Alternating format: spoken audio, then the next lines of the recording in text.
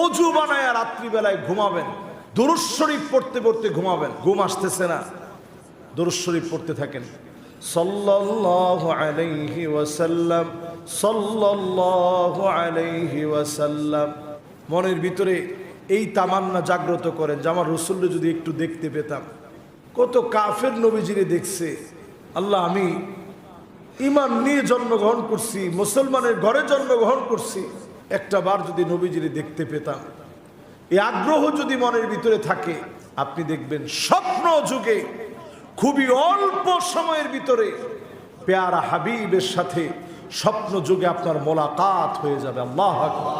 রাসূল করিম সাল্লাল্লাহু আলাইহি ওয়াসাল্লাম হাদিসের মধ্যে বলছেন, শয়তান আমার আকৃতি ধারণ করতে পারে না। স্বপ্ন যুগেও যদি কেউ দেখে কেমন যেন সামনাসামনি দেখলো,